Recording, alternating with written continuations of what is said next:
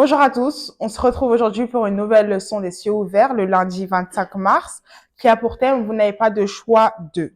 Avant de commencer, nous allons prier. Père éternel, nous voulons te dire merci, merci parce que tu es un Dieu bon, tu es un Dieu glorieux, tu es un Dieu fidèle, tu es un Dieu juste. Merci parce que tu nous aimes d'un amour éternel. Ton amour pour nous ne change pas et n'échoue jamais. Père éternel, je prie afin que tu prennes tout contrôle de cette leçon. Aide-nous à mettre en pratique ce que nous allons voir là tout au long de la semaine, afin qu'au travers de nos vies, ton nom soit glorifié dans le nom de Jésus. Merci Père éternel parce que tu as été fidèle en janvier, en février, et tu nous as permis de même voir la fin du mois de mars. Pour ça, nous te sommes reconnaissants.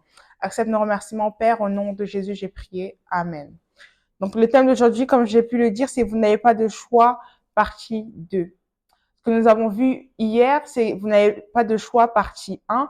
Et le message nous disait que nous n'avons pas de choix que d'évangéliser.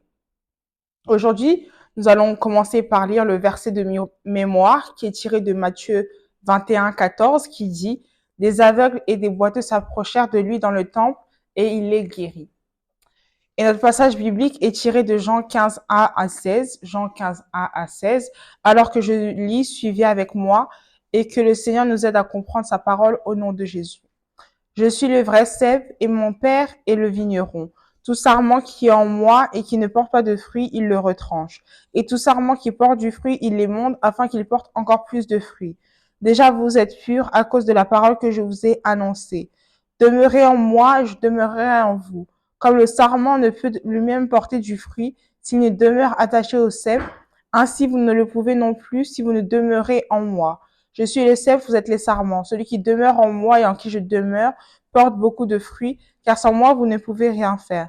Si quelqu'un ne demeure pas en moi, il est jeté dehors comme le sarment et il sèche. Puis on ramasse les sarments, on les jette au feu et ils brûlent. Si vous demeurez en moi et que mes paroles demeurent en vous, demandez ce que vous voudrez et cela vous sera accordé. Si vous portez beaucoup de fruits, c'est ainsi que mon Père sera glorifié et que vous serez mes disciples. Comme le Père m'a aimé, je vous ai aussi aimé.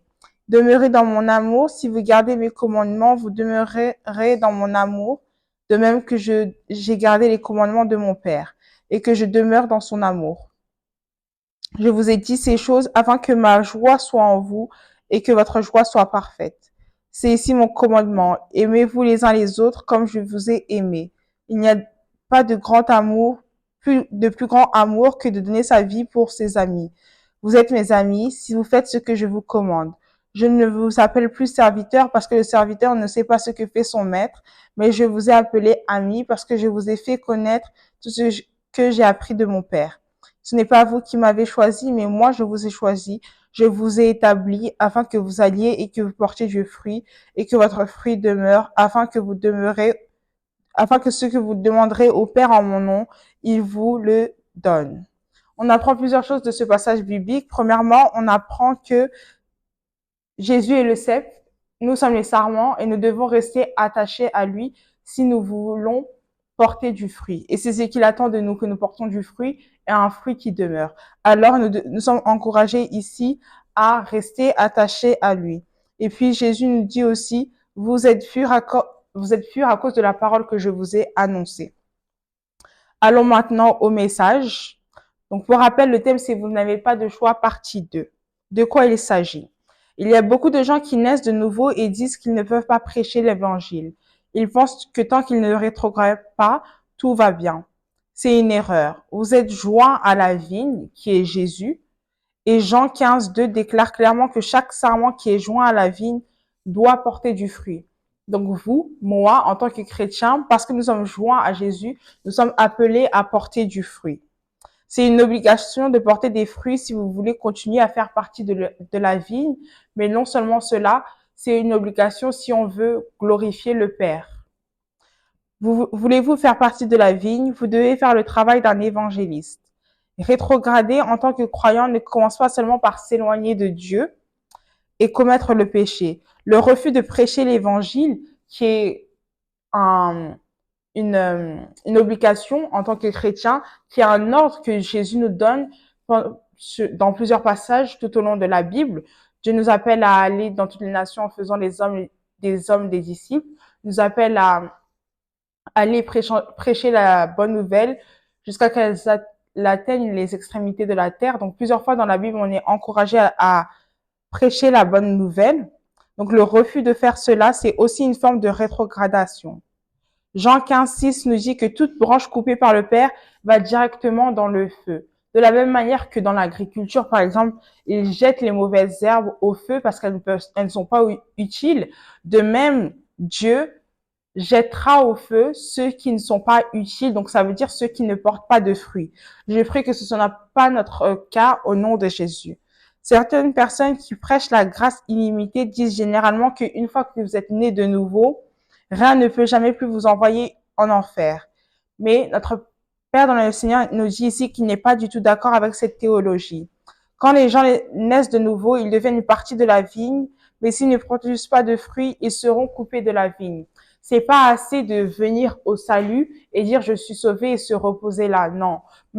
Une fois qu'on est né de nouveau, Dieu attend de nous certaines choses, parmi lesquelles prêcher la bonne nouvelle. Et que Dieu nous aide au nom de Jésus. Quand une personne est coupée de la vigne, elle se dessèche et les hommes rassemblent tout ce qui en reste et le jettent dans le feu. C'est clairement ce que dit la parole de Dieu dans le passage public que nous avons lu en Jean 15. Donc, dans votre propre intérêt, assurez-vous de porter des fruits pour le Dieu très haut. Assurez-vous d'annoncer l'évangile. Assurez-vous d'aller avec la force de Dieu, avec l'Esprit Saint, pour aller chercher les âmes qui ne sont pas encore sauvées. Une autre raison pour laquelle vous devez gagner des âmes et pour que vos prières puissent être exaucées. Jean 15,16 dit en effet, ce n'est pas vous qui m'avez choisi, mais moi je vous ai choisi et je vous ai établi afin que vous alliez et que vous portez du fruit et que votre fruit demeure afin que ce que vous demanderez au Père en mon nom, il vous le donne. Donc la condition ici dans ce verset pour que Dieu réponde à nos prières, c'est qu'on porte du fruit. Je ne sais pas si vous avez remarqué qu'il semble que Dieu envoie souvent les réponses aux prières des bébés chrétiens avec une rapidité relative.